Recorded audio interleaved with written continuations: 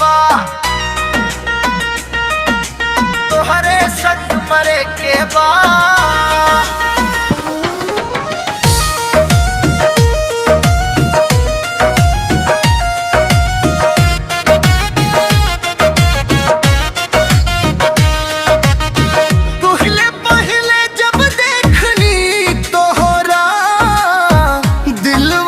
कुछ कुछ हो गइल।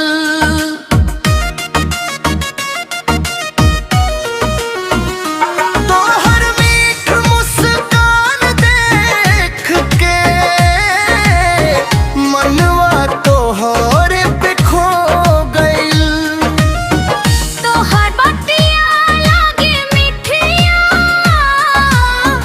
तोहर नजरिया जान लेवे।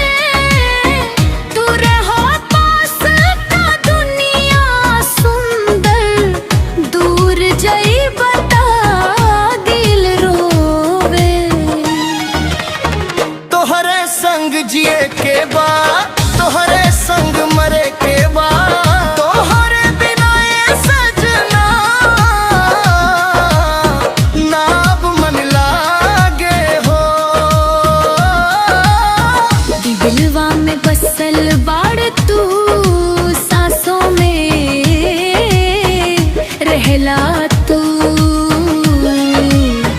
तोहरे प्यार में हम पूरा पूरा खो गई हो।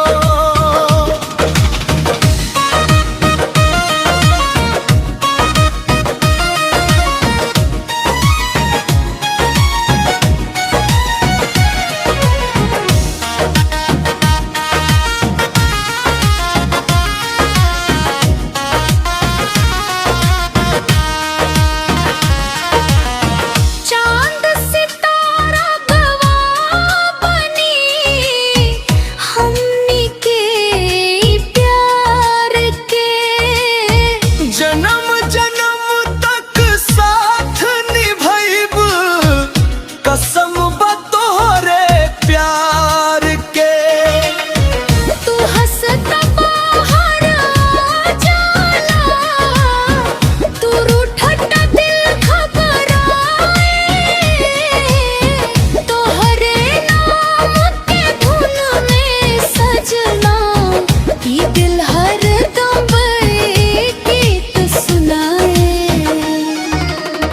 तोहरे संग जिए के बाद तोहरे संग मरे के बाद तोहरे बिना ये सजना ना अब मन लागे हो।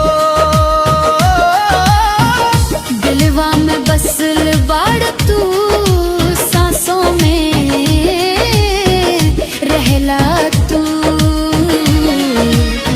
तोहरे प्यार में हम पूरा पूरा खो गई हो। तू ही धड़कन, तू ही जान हो, तू ही हमरा संसार हो। तोर बिना खाली पन लागे, तोरे संगर सपना सवार हो। दूर कहीं मत जाइब हमार दिल के राजकुमार, तोहरा बिना धूरा रही। तोहरे संग जिए संसार तोहरे संग जिए के बाद तोहरे संग